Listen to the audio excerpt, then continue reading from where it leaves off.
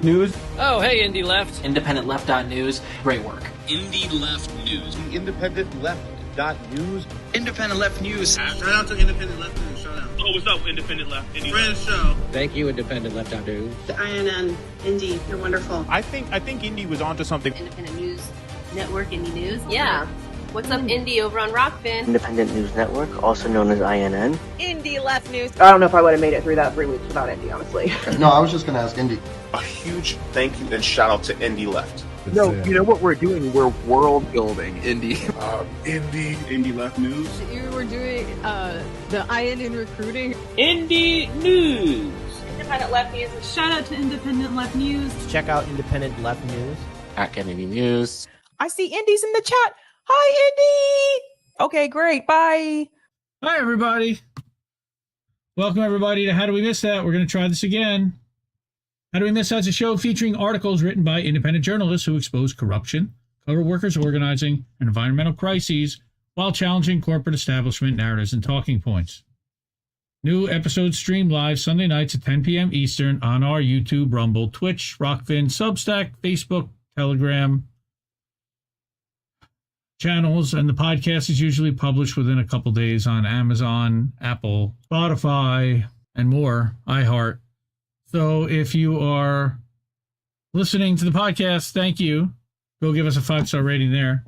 I'm Indie, co-host, founder and editor of the Indie Media Today Substack, and now the Indie Media Awards on Substack, which I talked about before, but we missed that now. Co-host of American Tradition on INN, and co-host of Nobody Wants to Work Anymore on INN with Snow Himbo. I got this guy next to me. That's Reef Breland. He is co-founder for INN like me. INN's technical director. He's the host of INN News, and he's creator, engineer, co-host, and then he produces and first Tar Reed, Politics of Survival. We did that Friday. Hello there. Yeah. So we're all members of Indie News Network, which we talked about before. That's a collaborative family of independent content creators, and you can find all our channels at indienews.network. I don't know why that changed all of a sudden. Please make sure to like the stream. Yeah, give this a like now, and we got to share it out because we just got crashed, and hopefully this thing holds. Now we're green. Now we're in the green, so hopefully we're going to hold. But God damn it, fuck you, whoever did this to us, because now all the promoting and all the sharing and everything that we did to set this stream up and get people here is completely gone. And now we're totally relying on the YouTube algorithm. And fuck you, YouTube, by the way, for taking away Eva Bartlett's channel. Garbage. This platform is garbage. Everybody go to Rockfin and Rumble. Don't even watch over there. Can we just go to somewhere else, please? So I don't have to deal with this nonsense anymore with these assholes. I'm so angry right now. That's what happens when you get a stream crash. I am heated. Rockfin.com/IND Left News. Rumble.com, maybe, /C/Independent Left News, if we're lucky. I have no idea if we're live over there or not. Because when streams crash, shit sucks. Oh, it says we're live now. Okay, good. Okay, we'll do it live. Good. We're over there. Hi, Rumble. We'll do it live. Your fake views. I know your fake views, but we're gonna do it anyway. 70 people. Yeah. So we, you know what? Rage is a good mood for tonight because there's a lot of rage-inducing shit we're gonna talk about. I'm sorry, but to trigger people, but we're gonna get into it tonight. Yeah. It's been a week. I've been quiet, pretty quiet on what's been happening, and I'm not going to be so quiet tonight. I got some shit that I want to talk about. So, but before we do that, that's where we're going to really go a little crazy. And that's what she said. On a technical side, you'll notice that the How Do We Miss That big thing underneath me and Reef is not there and spinning. And it's because our IndieLeft.media site went down and crashed, and so did INN.network. So both of those sites don't work, and I can't advertise a website that I know doesn't work. So I had to change the top of the ticker to How Do We Miss That? So I don't want to have it redundant in a couple things. It looks weird. So that's what's going on there, and we need to fix that. linktr.ee/ IND left. I got stories. Who won? All right. We talk about strikes. We talk about workers. We've talked about writers. We talked about actors. The actors are still on strike, by the way. This is the Writers Guild. And the Writers Guild settled and made a deal with the studios. Now, some people are saying, should they have held out for solidarity and waited until the actors made their deal? There was a lot of pressure to get the writers back to work. Shout out to Big Bad Crab for the photo, for the thumbnail. All right. But we got this article from, there we go. Strikegeist over on Substack. Big fans of those guys. Okay. They've been doing good coverage on the writers and the actors strike from the front lines. And so they went and they found a business affairs exec, someone who works for the studios, a negotiator for the studios. All right. And they're going to give us their insight as to what they think happened here and what can writers expect now, who really won on what points, what it means for the future volume of shows. This person's opinion, and I don't know if this is a man or a woman or who this is, but I think that this is a really good article to go over. So,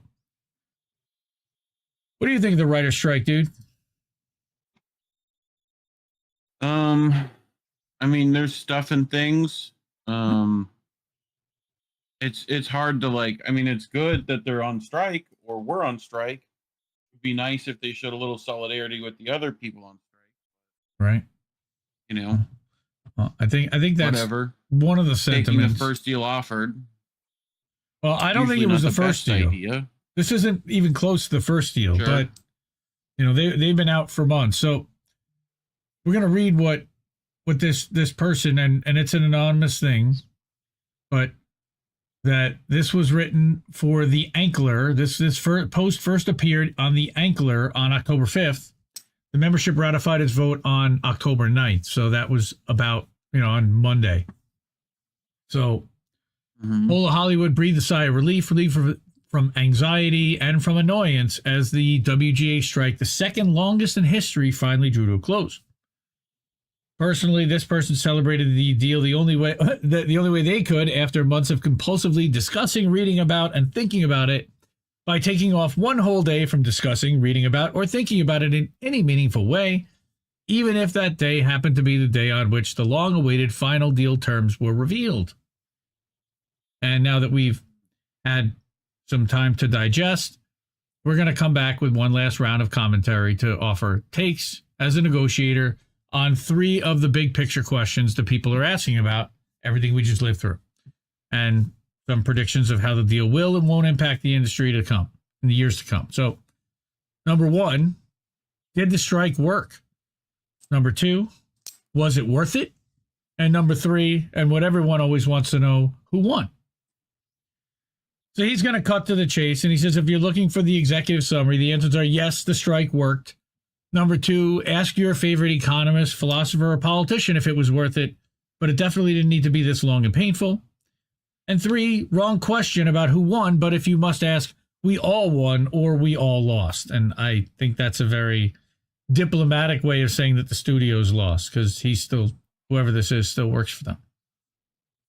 So they break these down and they ask how, did it work? And they got meaningful gains and protections for writers in every sector of membership. So that's good when they announced the TA. And the final deal struck was indeed, again, historic.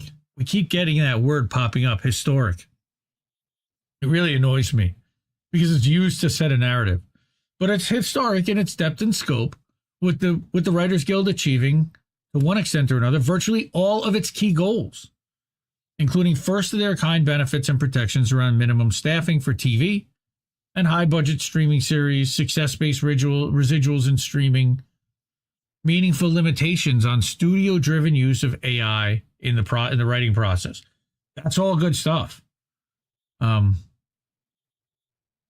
in addition, the new deal extends the system of collectively bargained minimums and residuals to original programs made for non-subscription ad-supported streaming services. that change hasn't commanded nearly the same amount of attention or controversy, given that the DGA made similar breakthroughs in its own deal earlier this summer, right? But so what's going on here is that they checked off a list, and studios kind of caved a little bit, but the studios are caving to what they're asking for, realizing that they're not really asking for the right things. And that's what this guy is trying to say. Right? As the streaming ecosystem increasingly embraces advertising in its ongoing search for a sustainable business model, history may find that the expansion of union protections into AVOD was one of, if not the most consequential changes in this agreement. So they got something about ad-supported video on demand, and that's like what they're talking about, Freevee. Everybody gets like a TV, a smart TV that's got these apps installed. So there are some of these apps that are ad-supported. Amazon's doing this. He's going to talk about this in a minute. Right? While many studio partisans would hate to admit it, the Writers Guild ultimately extracted concessions from the studios that almost certainly could not have been achieved without a meaningful strike. That's really important. No, they wouldn't have even been talking to you without a strike. Having said that, I'm betting you could have gotten more if you wanted to, fight a little longer. Well, it says in particular, count me among the many observers who believe that the studios would never be, while the studios would be open to new rules designed to provide writers with steadier work and better training opportunities, it would never agree to straight minimum staffing rules. But they did. I also strongly doubt that without a serious work stoppage, the studios, the companies that run the studios, would have consented to any kind of performance-based residual in streaming. At least not on top of agreeing to such significant increases in streaming residuals more generally. Right. So those are big wins, because I know that, the people that are running, what was it, Wednesday, or one of the biggest shows on Netflix that's getting millions of views, millions and millions of views, and they're not making a dime. But was it worth it? Well, labor strikes cause economic pain, to many for the benefit of the few. And that widely distributed economic pain isn't an unfortunate downside of such strikes. It's pretty much the point. Right. But that's good. Financial harm to struck companies creates direct negotiating leverage for workers who want a better deal. Downstream financial harm to adjacent businesses generates social and political pressures that further enhance that negotiating leverage, as long as the striking workers can capture the hearts and minds of those affected third parties and of the public more generally. And I think they did here, and he's saying that in more generally, the whole exercise is meant to send the message that in the grand scheme, doing right by labor is less costly and painful than not doing so, thereby making it easier for other unions to achieve meaningful gains without the need to resort to strikes. So they're doing it for, they're putting themselves up on the cross for everybody else in a way, is what they're saying here. Right? But this was an exceptionally long and dramatic strike, and exceptionally long and dramatic strikes cause exceptional economic pain. The most commonly cited estimate is that the overall economic cost of the strike was about $5 billion. Jeez. The Writers Guild itself estimates that its new deal is roughly worth about $450 million more over the 3-year term of the deal than the last pre-strike offer. Well, that's a substantial win, right? But to its credit, the Writers Guild's leadership has been gracious in acknowledging the apparent disparity between these figures, as well as the uneven distribution of costs versus gains from its strike. Right? The leaders and members have vowed that the union will remember and repay the support shown and sacrifice borne by non-writers, and argue that its deal set important precedents that would in time and inure the benefit of virtually all the industry's workers. Okay. That sounds like a bunch of horseshit. So was it worth it? And if it wasn't, who do we hold responsible for that collective loss? What do you think, man? We're Is it going worth through it? Let me work Put it. that thing down, reverse it. Flip it and reverse it. Let me work it. Yep. Right. But he's saying that those are questions, of course, are for the economists and philosophers and politicians and not for anonymous business affairs executives. But for most people, I suspect the answer will be based far more on how they were impacted personally by the strike and on how they feel about unions more generally than on any quasi-objective cost-benefit analysis. But I believe we can, however, directly... Quasi, right? We can directly answer an adjacent question. Did it have to be this long and painful? And the answer is it absolutely did not. Because, right, for months before negotiations even began, a near consensus emerged around town that a strike was inevitable. As early as October 2022, a year ago, the Ankler, this publication, referred casually to the pending WGA strike. Just sort of the widely held presumption that almost inescapably manifests itself into reality. From there, it was a serve and volley game of bad moves, missed signals, lost opportunities, from the studios making a too conservative pre-strike final offer because of that perceived inevitability, to the Writers Guild dismissing the studio's August offer as a bad faith ploy before it was even delivered, and then countering with everything we said before but one less minimum writer. I could, and in fact, did write a 2,000 word. Right. Well, that's basically what they did. Right. But I could, in fact, did write a 2,000 word play-by-play, breaking the whole thing down, beat by miserable beat. Yeah, we don't want to read that, but because there's no 2,000 word play-by-play, I thought it was like going to be like a 2,000 word one-man play. Well, you know, he could perform it. Whoever this is, I'm guessing we can get to the, yeah. We can get Mike Tyson to perform it. Yeah, with a lisp on stage. Let me tell you what happened in the negotiation. Bro, he did one. He did one. Don't laugh. He did one. I know that, but he didn't say negotiating every 5 minutes. Negotiating. Yeah, exactly. Negotiating. So you'll just take my word for it. Whether a strike was necessary, they could and should have gotten through it a lot faster and much less messily than they actually did. But who won? Who won? Right, and this decide. I love, I don't know who this is, but this question reminds me of a classic episode of The Simpsons in which Ned Flanders asks Reverend Lovejoy's God is punishing him. Ooh, he replies, short answer, yes, with an if. Long answer, no, with a but. That's very funny. Looking at the whole thing from the perspective of a professional negotiator. Now that's a mouthful. If you look at the basic agreement Perspective of a professional negotiator, that sounds like Jason Statham's next movie. Perspective of a professional negotiator. Do you know who I am? No. You know who I am. You know what I mean. You know mine. So if you look at the basic agreement negotiations, negotiations more or less in isolation. I'm going to do it like Mike Tyson now. The WGA won. If you ask the shit libs at Vox, they won big because Vox is desperate to promote anything as a win, as a big win. The WGA managed to address, at least in part, virtually every issue on its list, from minimum staffing to performance-based streaming residuals to AI protections.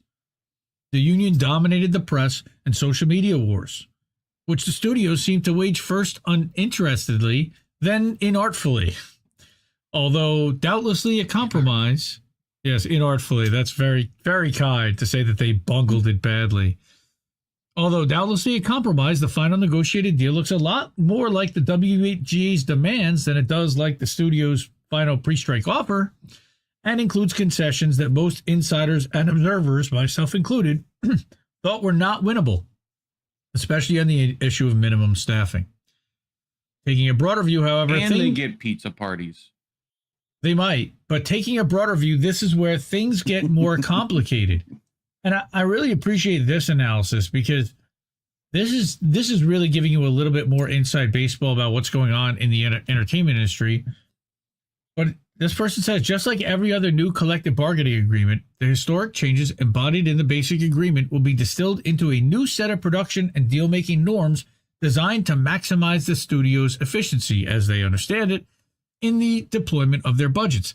Just like in sales, when you get a new pay plan, you figure out how to squeeze the most out of that pay plan and what to do in order to to have to work the least to make the most? Or where can I, focus somewhere because they're putting a big commission, so I'm going to look over there to make a little bit more this month, this quarter, this year, right? And the studios are looking to do the same thing. What they're saying here is that virtually everybody seems to agree that the 599 scripted comedies and dramas produced for the U.S. market in 2022 represent the true peak in peak TV.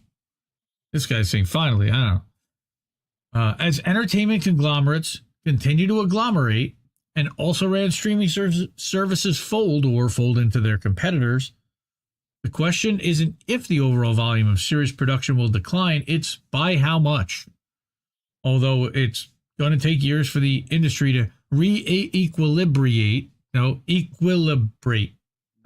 Try that again. Try one more time. Re-equilibrate. There we go. One more time. Re-equilibrate. Re-equilibrate. Hello. Yeah. Thank you, Sean. Thank you, Sean. Appreciate that, man. That's great. He'll read anything you put on the prompter. No, He'll read anything you put on the prompter. I'm not Burgundy. No. maybe a super chat, but maybe not. It will take years for the industry to re-equilibrate. All right.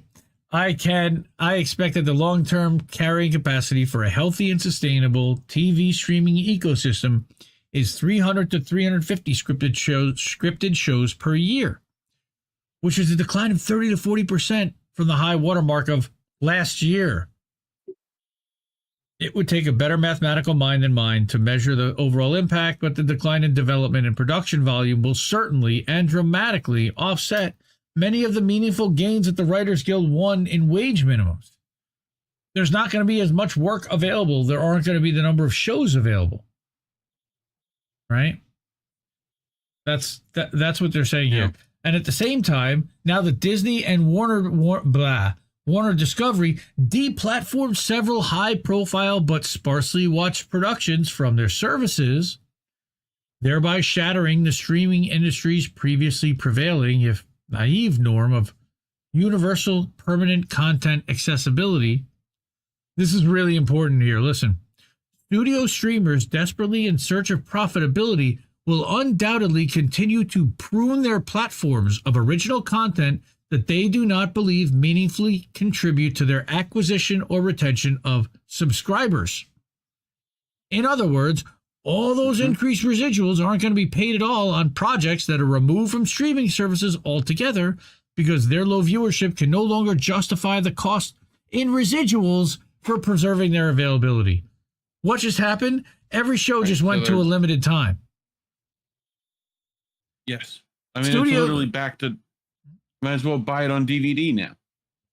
Like, the studios are literally just going to be like, well, we're not going to keep it permanently up. We're going to keep it up for as long as possible, for as long as it's making us money. Yeah, until it stops, people stop watching it, and then we're going to pull it. Right? Like, that's, and it might be even if it's get watched more. Right? Because then those residuals are higher, no?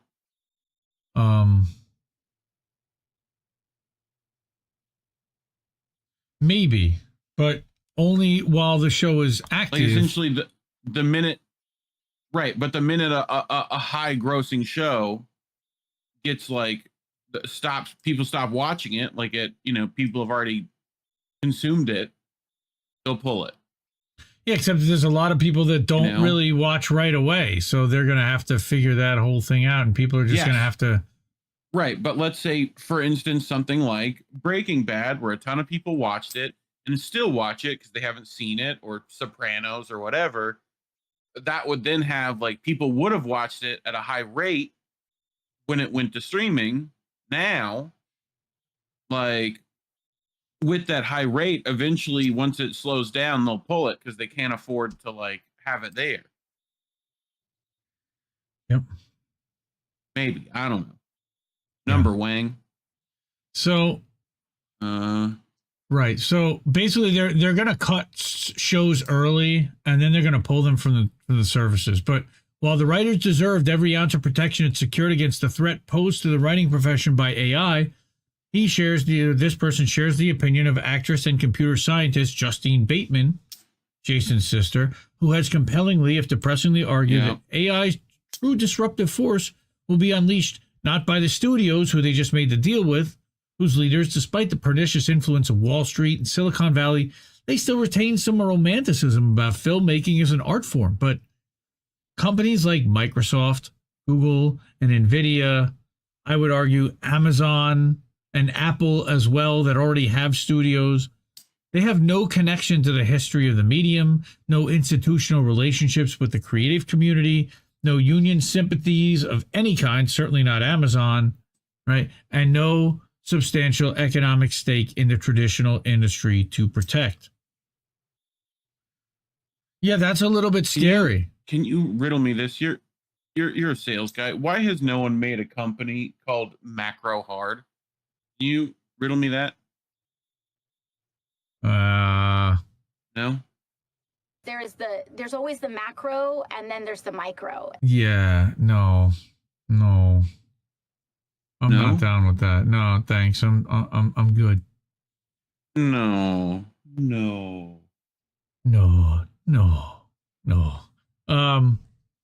To be clear, none of these dire developments will have been caused by the writers or by the substance of their new CBA. This strike happened because this is our collective near future and not the other way around. But we can also wonder whether the deal struck by the Writers Guild was one that optimally positions it for the challenges to come. So here's someone in the weeds talking about minimum staffing, but at the same time, what they're saying was, yes, it was big that they got minimum staffing, but what they said was the minimums are largely in line with prevailing norms today and are unlikely to meaningfully change the typical composition of writers' rooms. I mean, that's nice. The union argued these minimums were necessary to avoid further deterioration in staffing practices, but this person's not sure that's true. They also know that, now this is the other thing, minimums have a way of becoming maximums, and many savvy studio negotiators welcome generous, collectively bargained minimums as a benefit to their work. How about that? They're like, oh yeah, we're going to get this number of writers as a minimum. No, that's all you're going to get from now on as a maximum. Or not as a maximum, but that's it. They can't go below that, and they're not going to go over that, and they're going to make you have to deal with whatever. Okay? Yeah. So, and we're in the red again. So this is stable. I'm recording this, by the way. So if we lose this stream, I'll put it back up and I'll upload it. So, right. Then we talked about streaming residuals and data transparency, right? Talking about that they secured substantial and essential gains in residuals. They absolutely had to, but increased residual costs increased the incentive for platforms to remove underperforming series and films to avoid bearing the cost of their continued availability. There's no blame or fault inherent in that statement. It's basic economic reality. No, it's capitalism. Yep. Just as it's basic economic reality. What? Capitalism. Just as it was basic economic reality that the increasingly felt impact of increases to streaming residuals that were negotiated as part of the last basic agreement informed Disney and Warner Brothers Discovery's decisions to remove content from their platforms, all right, especially high-budget shows that were still in the costliest early years of their exhibitions. Now, here's what is interesting. The Writers Guild's hard-won viewership streaming bonus, viewership base, will rightly reward creators for generating outsized value for the companies they work for. That's good. It'll also put additional strain on the company's hunt for profitability in their streaming operations, further incentivizing the platforming of less successful projects. So if it doesn't fly, so and they're going to pull it right away because they don't want to spend the money. Well, but it's also, it's not just that the more you spend on a like TV series or whatever, most likely the better it'll do, right? So you know, I know that's not always the case, but so that this also means that there's not going to be any of those low budget stuff that is actually good. Like, it'll only incentivize stuff that works to the median audience, like, so that people will consume it. So this is just, yeah, like this in somewhat helps them only make terrible content. You know, like, I don't know. In theory, it should incentivize like underpaying for a project and having it perform well, but that's not how that's going to work. You know, like, you can't take those risks as a producer. You know? Yes. Nope. So, and as a studio, like, you know, all their jobs are on the line. Yeah. Right. But as the industry exits an era of reckless expansion and enters into one of universally expected contraction, this person wonders if some of the negotiating capital spent on some of these issues might have been better dedicated to securing more evenly distributed benefits, such as minimum availability requirements in streaming to protect against deplatforming during the highest value early years of each project's run. Again, this person is arguing about things that they should have asked for, but probably didn't, that might have also worked for them and been better for them than some of the gains that they did win. But the ideological passion and negotiating energy dedicated to data transparency, an issue to which the union achieved very limited gains, which could have been decoupled from the success-based residual, could have been reserved for 2026, as the growing prevalence of advertising and streaming increases systemic pressure on the industry to share enough information to support a robust ad market. Yeah, I don't like that. But after all, who won? And I like this. It's, if I didn't answer that question, it's always because it's the wrong question to be asking.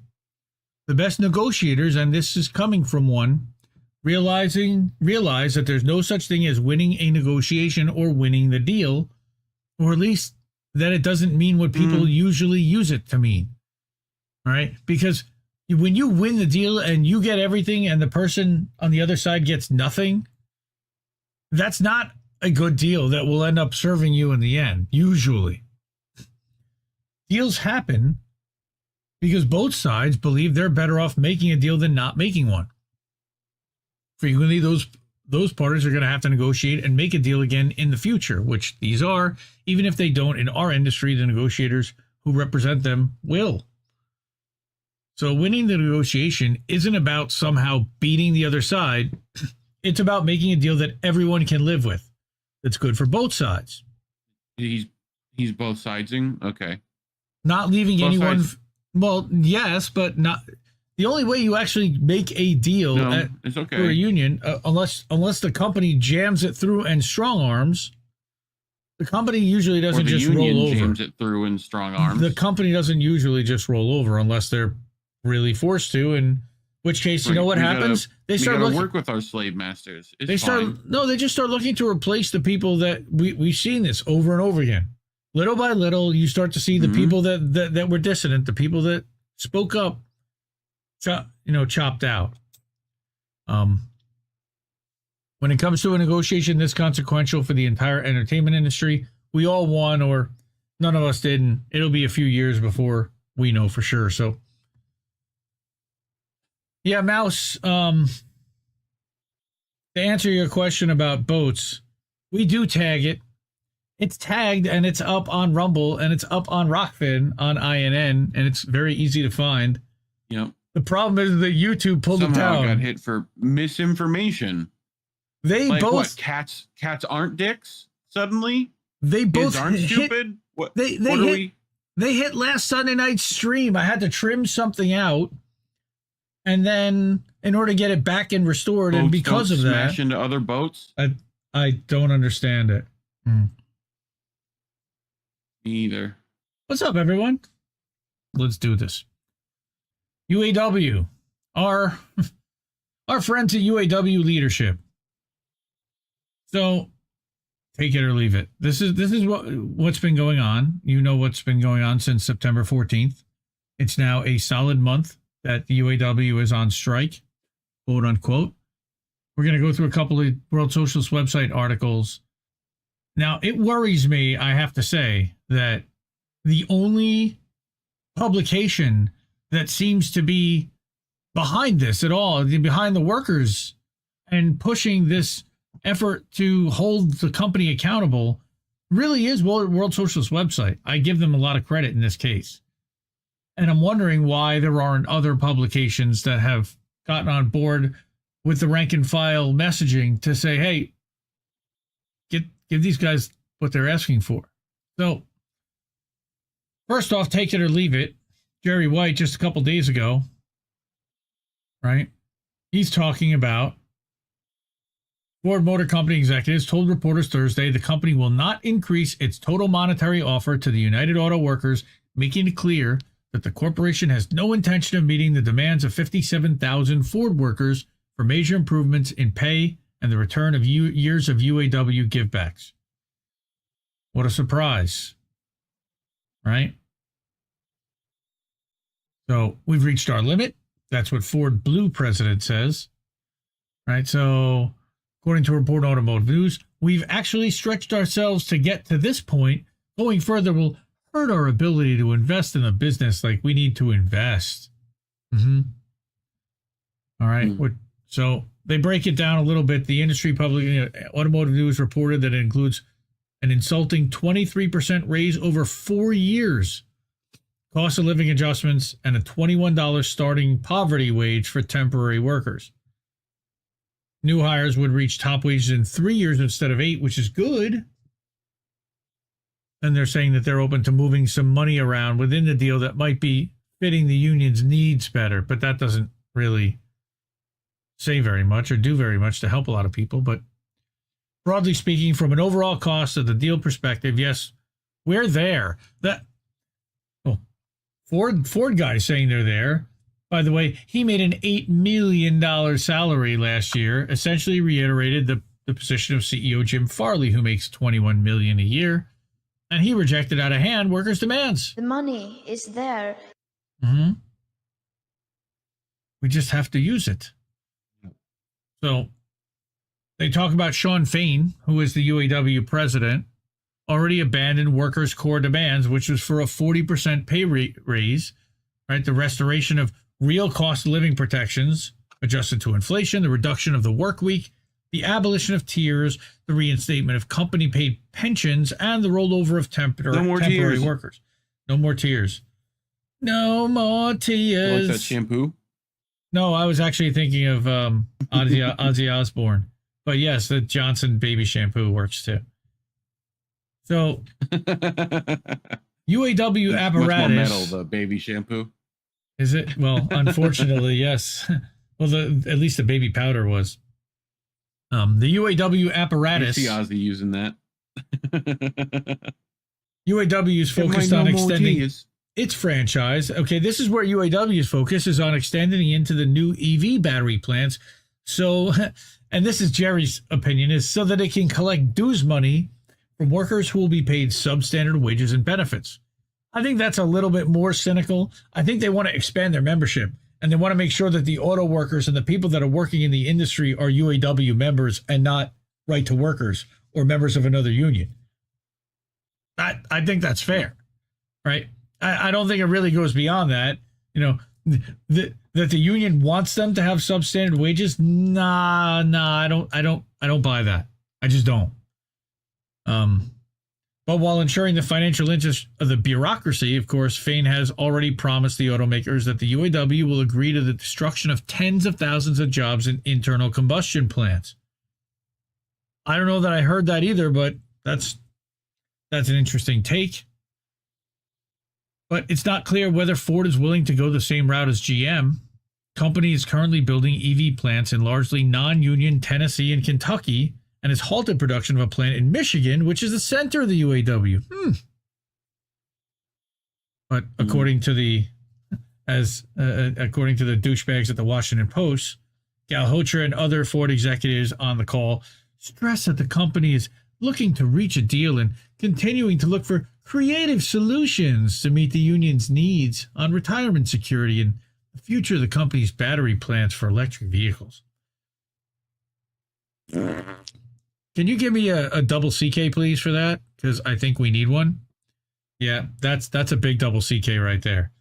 Ford Motor Company made $1.9 billion in second quarter profits and expects to forecast $11 to $12 billion this year for full year, up from an earlier forecast of 9 to 11. So they've raised their guidance. Company's going to release Q3 results later in about 11 days. According to Wall Street analyst Trevis, we expect Ford's revenues for the quarter to come in about $40.28 billion, marking an 11% increase versus last year and marginally ahead of consensus estimates. So the last 2 weeks of being on strike had no impact on the company's earnings, is what's happening here. And we've had people that came into our chat, and I do want to address that at some point, but people that are saying we don't know what we're talking about, people who work in the plants that are saying they're represented for the first time, and I you hear don't know what you're talking about. No, look, people who work at Ford, I certainly respect their opinions, or people who are UAW workers, if they really are. I think that what they're looking at is a much more one-to-one case, looking at it than as a broader union than getting gains overall. I don't think that this snap strike and that these wildcat style strikes are working. They are certainly preserving the strike fund, which is, I guess, a good thing. But if you voted to go on strike and you're not on strike and you're continuing to work under the old contract, now you're still making a salary. You're still earning money. There are definitely benefits to that. The company doesn't know who's going to show up when, but you have no protections right now because you have no contract. They can fire you at any minute with no repercussions. But while UAW is currently on strike against the Detroit automakers, including Ford, this is unlikely to impact the company's Q3 earnings in a material manner. And this is, look, you need to, if you want to actually extract gains, you need to extract pain. And I mean, no pain, no gain. They say it at the gym, and it's the same in negotiation, unfortunately, with a big automaker. You need to extract pain. They're trying not to inflict any pain, but yet get what they want and play nice and patty cake. It's been a month, guys. It's been a month. A whole month? Facing growing opposition to his ineffective stand-up strike policy, Shawn Fain called a strike at the Kentucky truck plant in Louisville Wednesday night. But even with 8,700 workers at Kentucky Truck, only 34,000 total out of 146,000, or less than a quarter, of Big Three workers are currently on strike. Factories that produce the automaker's most profitable pickup trucks, and virtually every factory in the Detroit area, the center of auto production, and the UAW headquarters, continue to operate. Yep. Fain called the strike making an effort. Money for big man. Fain called the strike in an effort to get ahead of the growing demands by rank and file workers for an all-out strike by GM, Ford, and Stellantis workers. He's scheduled to give a Facebook Live event Friday morning, and we're going to cover what happened during that event, which was no new strikes announced, right? And then also whether he announces any more strikes or not. His aim is to prepare the groundwork to announce a sellout agreement. Of course, World Socialist website has never met an agreement that they did not call a sellout agreement, in all fairness, right? Which will be then presented as a historic victory by the bureaucracy and its supporters, including the Biden White House. That, I think, is 100% accurate. Unfortunately. Yeah. Right. And then he's referring to the snap strike in Kentucky. Colin Langan, who's an analyst at Wells Fargo, told Automotive News, UAW leadership likely needs to strike Ford's most profitable plant to show the rank and file that they're extracting the most from the automaker. Consequently, we think this escalation is a sign that UAW could be close to a contract proposal with Ford the next 1 to 2 weeks. Well, Ford was supposed to deliver an agreement last week and didn't, and then Fain hit them with a strike on Friday. Now, this Friday, he didn't strike any new plants. Has GM come to the table? Not to my knowledge. He had something going with Stellantis, but I have not heard of any agreement being signed with Stellantis. Now, if they had gone fully out on strike, people would be panicking right now in the union to make a deal. I'll tell you right now, and I know that they're talking about that full strike is the only way to go. They only had 12 weeks to strike, and the manufacturers just would have waited them out. They were going to wait them out. They were prepared to wait them out.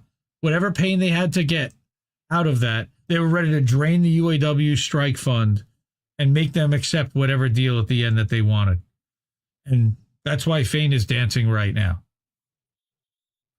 The efforts by Fain to suppress rank-and-file opposition and impose the dictates of the corporations was dealt a powerful blow last weekend when Mack Truck workers rejected a deal that the UAW president falsely promoted as a record contract for the heavy truck industry. We're going to cover Mack Trucks in a couple minutes, but I like the way that he talked about this because this deal, why did they walk out? It included sub-inflation raises, no cost of living adjustments, extended work hours, and the maintenance of the hated two-tier wage and benefit system. And it was rejected by 3-1 margin. So nearly 4,000 Mack Truck workers walked out on strike Monday morning in Pennsylvania, Maryland, and Florida. You had 3 states walk out. Right? Yep.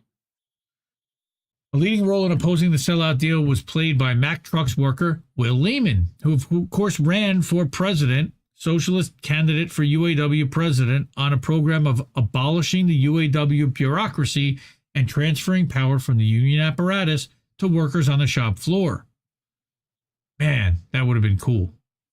Workers have formed the Mack Trucks Rank and File Committee, which issued an open letter to Fain demanding the calling of an all-out strike of all Big Three workers to win the demands of all auto and truck manufacturing workers. His feeling is if you shut them down, then they're going to cave and buckle. So a striking Kentucky worker told World Socialist website, this is what I never hear from anyone other than WSWS, are workers that are encouraging continuing to strike and to continuing to push even harder. They put out a statement calling for an all-out strike, right? If they want the same thing that auto workers want. If you want the company to keep treating you the way they do, then don't do anything. If you want it to stop, we have to use our power. And there's only one power that we have. Unfortunately, it's the power of our labor. So, Robert describes a mood in the plant before they walked out Wednesday evening. That was weird. Sorry, everyone. A lot of us were frustrated watching the information about profits and CEO pay. We were supposed to all strike on September 15th. What happened? For a month, we've been saying, we're Ford's largest plant. Why aren't we on strike? We're still working and other workers are still on strike, even in Canada. Yeah, that's right, Himbo. Canada. That's right, old man Barker. Even up in Canada. All right. Even with us out, that's not enough. Without us going all on strike, there's no pressure, and the pressure is the only thing that makes a pipe burst. It's the workers who put these people on top of the mountain. The CEOs get raise after raise. These people are in power with their yachts and resorts. Again, going after the executives is nice. It's the earnings and the buybacks that I want to go after, because it adds up to a whole lot more than all the salaries of all the executives combined. There is a growing rebellion of workers fueled by inflation and social equality. Earlier this week, 1,100 General Dynamics workers in Michigan, Ohio, Pennsylvania also voted by 97% to strike when their contract expires when the major defense contractor on October 22nd. And I hope they stay shut down forever. Shut down General Dynamics. More than 1,100 workers at Blue Cross Blue Shield have also been on strike for more than a month in Michigan, and Detroit casino workers cast a near unanimous vote to strike. So They're saying that the efforts by the UAW bureaucracy to sabotage these struggles can only be defeated by expanding the Auto Workers Rank and File Committee's network. Yeah. That's always what World Socialist website wants to do. Yep. But he's now going down to Mack Trucks, according to Friday's notification, Friday's Facebook call. All right. The stand-up strikes have left the company's most profitable plants running, churning out enormous profits for management, while other workers struggle on $500 weekly strike pay. $100 a day. There you go. Feed your family. What? Yep. Why can't Just they for increase the low that? price?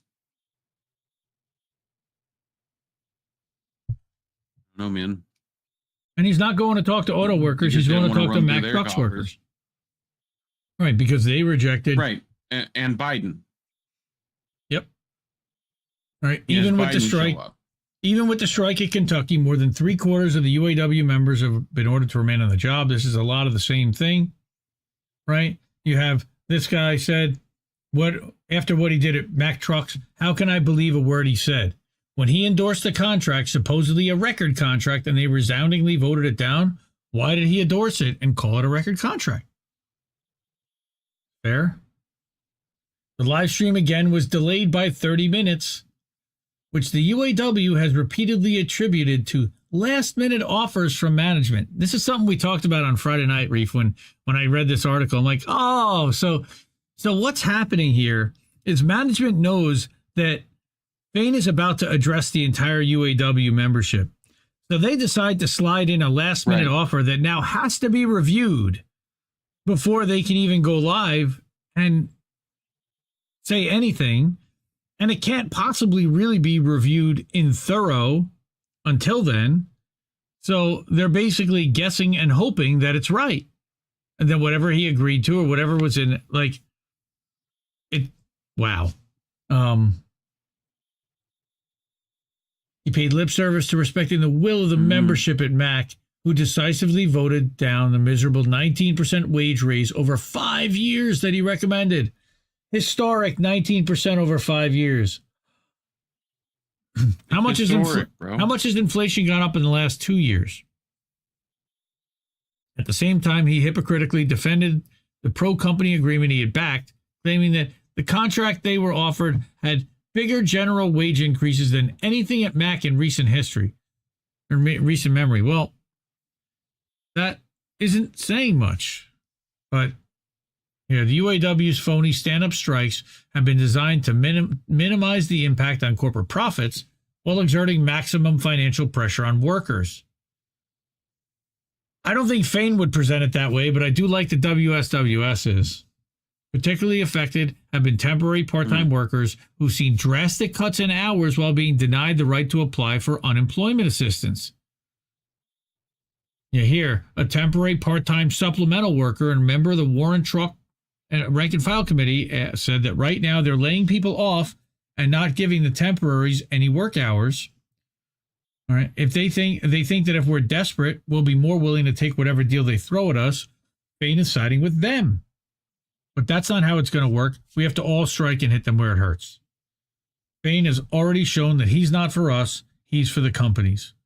Who makes these decisions go little by little, and to pick a plant here or there? He's calling out some plants, but they're still producing pickup trucks and making a lot of money. This is not really affecting the big three's profits. I read the open letter to Fain, or at least Olivia did, from the Mack Truck workers. I agree with it, and this person did. They're proud of them for standing up for themselves, and it shows everyone else that we can do it too. Against him, who had recommended this deal. He's not looking out for their best interests. He's looking out for the best interests of the UAW, which don't necessarily align with the specific 4,000 workers at Mack Trucks, even though he would say that they do. He also sought to adopt a pose of internationalism, just like a Democrat. See this? Wearing a red hoodie, provided by, who was this? The Italian guys. Here, we want an all-out strike. Gucci. Maserati. Right. So It's not good. We don't have UAW leadership. We're now into the 4th week.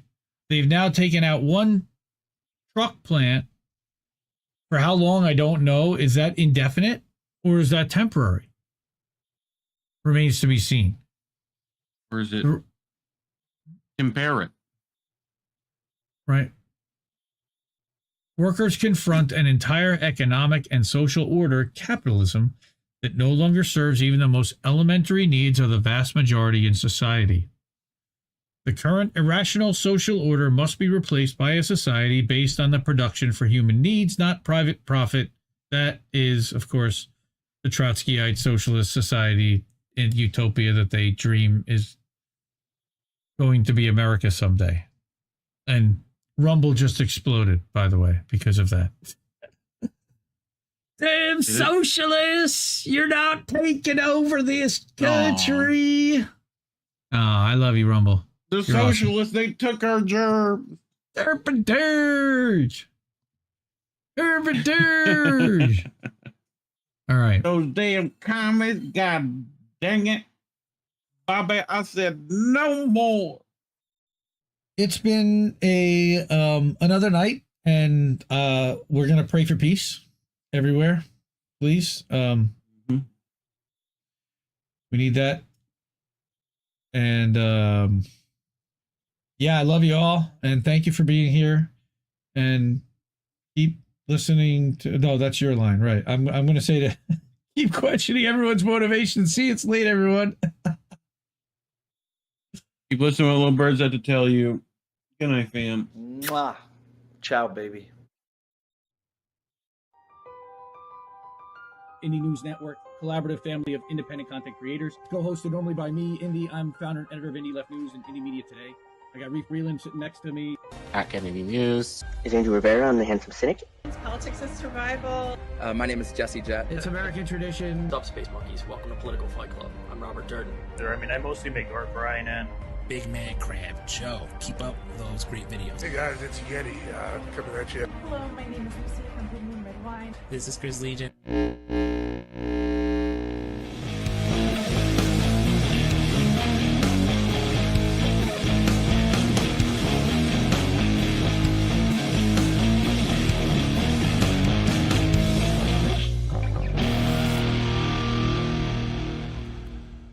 Keep fighting that good fight out there, guys.